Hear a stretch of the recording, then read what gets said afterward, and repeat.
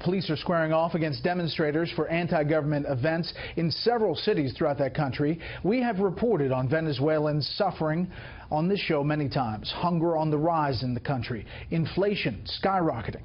Tonight, a different level to the protests there.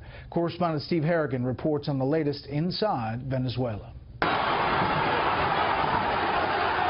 2 weeks of tear gas, water cannons, and rubber bullets in Venezuela, culminating today in what the opposition calls the mother of all protests across the nation. Despite the risks of violence, demonstrators turned out in force. Blood was spilled early, with a young protester shot in the head, not clear yet by whom. The spark for the march came from an attempt by the Supreme Court to shut down the opposition-controlled National Assembly. But there is a lot to be angry about in Venezuela. The world's highest rate of inflation, the disappearance of basic items like milk and deodorant, and people going hungry in the nation with the largest oil reserves in the world. After 18 years of socialism in Venezuela, many protesters are older, poorer, and more desperate than ever before.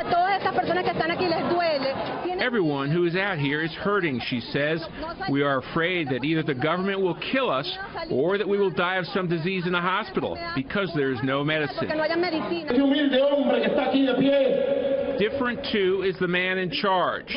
Nicolas Maduro has neither the charisma of his predecessor, Hugo Chavez, nor the fierce loyalty of Venezuela's poor. In recent public appearances, Maduro has been cursed, egged, or stoned. He is regularly burned in effigy. The one-time bus driver is digging in for a fight. Maduro vows to arm civilian militias, a move that alarms some U.S. lawmakers. He's now creating what I call goon squads, which are the so-called militia. He says he has 100,000 and he wants 500,000. Give them a uniform and a gun. Pressure on Maduro is also increasing in the region. 11 Latin American countries are calling on Venezuela to guarantee the right of its people to peaceful demonstrations. The protesters are having a tough time coming up with a potential replacement for Maduro. One opposition leader has been banned for running for office for the next 15 years. The other is in military prison. Brett? Steve Harrigan live in Miami. Steve, thank you.